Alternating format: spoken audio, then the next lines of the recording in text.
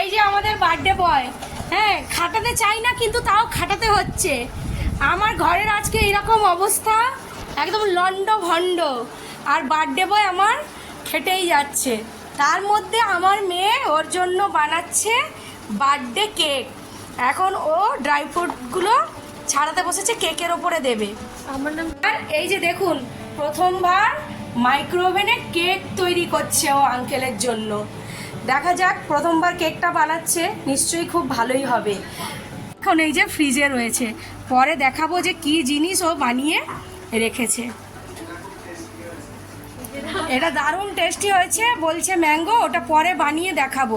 ওরা একটু একটু টেস্ট করেছে, খুব সুন্দর হয়েছে। বার্থডে বয়ের ফ্রেন্ড খুব ব্যস্ত, খুব ব্যস্ত। এখন কেকে ড্রাই ফ্রুটগুলো দেওয়া হবে, ভাঙা হচ্ছে না, তাই ভেঙে হ্যাপি বার্থডে টু ইউ। এই যে আমাদের সমরের এখন কেক কাটার প্রস্তুতি চলছে, আর মোমবাতি জ্বালাতে ব্যস্ত হচ্ছে আমাদের শ্রেষ্ঠা জানা আর নৃত দাদা। আর দীপ এখানে বসে বসে উপভোগ করছে। Happy birthday to you, happy birthday to you, happy birthday Samar, happy birthday to you.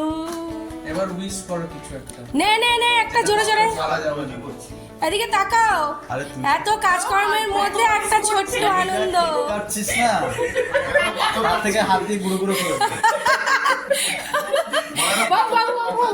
লাইটটা জ্বালে বা। হ্যাঁ, মনে হচ্ছে পাথরি কাটুন না, এই যে কাজ করতে করতে কেক কাটতে বসে ফু দিয়ে একটু মোমবাতি গুলো নেবা। উইশ করো আগে। Happy birthday. তুই একটু ছানা জিলাপি কাট। না, ওটাও কাটো।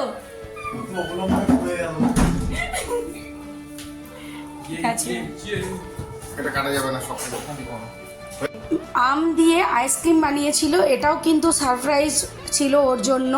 আর দুর্দান্ত স্বাদের হয়েছিল এই আমের আইসক্রিমটা। এতে দুধ ছিল, দুধটা কিন্তু একটুও ঘন করেনি, জাস্ট ফুটিয়েছে। দুটো আম আর একটু ফেস ক্রিম অ্যাড করেছে 1/2 কাপ মতো, আর চিনি দিয়েছে 1 কাপ, ব্যাস। দুর্দান্ত স্বাদের এইটি করেছিল। দুধ কিন্তু দিয়েছিল এর মধ্যে 500 গ্রাম। এত অপূর্ব টেস্ট হয়েছিল, ভিডিও করলে আপনাদের সঙ্গে শেয়ার করতে পারতাম, কিন্তু ভিডিওটা যেহেতু করা নেই তাই আপনাদের সঙ্গে আর শেয়ার করতে পারলাম না।